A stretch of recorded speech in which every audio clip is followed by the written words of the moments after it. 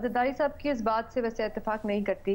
कि उन्होंने दो वजूहात दी हैं एक दिन इलेक्शन कराने की। एक तो उन्होंने कहा ये कॉन्स्टिट्यूशनल राइट है, लेकिन आइन तो इजाजत देता है कि मुख्तलिफ दिनों में असेंबलियों के मुख्तलिफ इलेक्शंस हो सकते हैं, बल्कि 18वीं तरमीम ने ये हक दिया है। वरना तो इस तरह जो चीफ मिनिस्टर है वो अपनी असेंबली तहलील ही नहीं कर सकते वजीर आजम से पूछे बगैर कि वो डिसॉल्व करें या ना करें। दूसरी जो उन्होंने वजह दी है वो उन्होंने कहा है कि जो MNAs हैं इस तरह वो इन्फ्लुएंस कर सकते हैं या MPs जो हैं वो इन्फ्लुएंस कर सकते हैं इलेक्शन के रिजल्ट को। लेकिन उन्होंने अपनी ही इस इंटरव्यू में बाद में ये भी बात की कि बहुत से ऐसे दुनिया में ममालिक हैं जहाँ पे इंटरिम गवर्नमेंट होती भी नहीं है और वही गवर्नमेंट होती है, वही बैठी रहती है, उसके अंडर इलेक्शंस होते हैं। जैसे इंडिया में तो बहुत दिनों तक इलेक्शन चलते रहते हैं। तो मैं इससे इत्तेफाक नहीं करती, बल्कि हमारे मुल्क में तो लोकल गवर्नमेंट इलेक्शंस भी तब हो रहे होते हैं जब एक सिटिंग गवर्नमेंट होती है एक प्रोविंस के अंदर, तो वो भी तो इन्फ्लुएंस कर सकते हैं।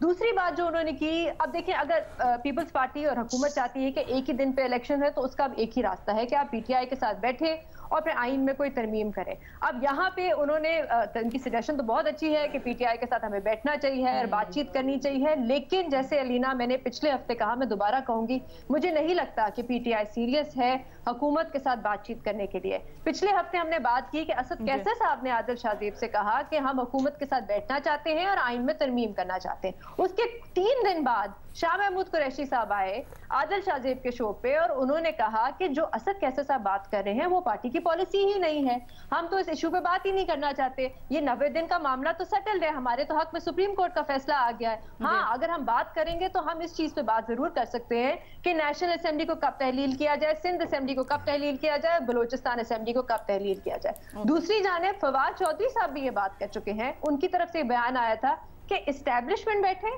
हुकूमत बैठे और फिर हम बैठे और फिर बातचीत हो। तो इन बयानात से अलीना ये लगता है कि PTI सिर्फ अपना एस्टेब्लिशमेंट के साथ जो है राब्ता वो बहाल करना चाहती है, हुकूमत के साथ वो बैठने के लिए और इस इशू पे स्पेसिफिकली इस इशू पे बात करने के लिए तैयार नहीं है। एक आखिरी बात मैं जरूर करना चाहूंगी अलीना, क्योंकि मेरे लिए जो सबसे बड़ा टेक अवे था जरदारी साहब के इंटरव्यू में से वो था जो उन्होंने जनरल रिटायर्ड बाजवा साहब के बारे में बात की, जिसमें उन्होंने कहा कि बाजवा साहब ने जब वो चीफ अवामी स्टाफ थे तो उन्होंने हामिद मीर साहब से ये कहा कि अगर मैं चाहूं तो मैं मुल्क में 5 मिनट में मार्शल लॉ लगा सकता हूं, अगर मैं चाहूं तो मैं एक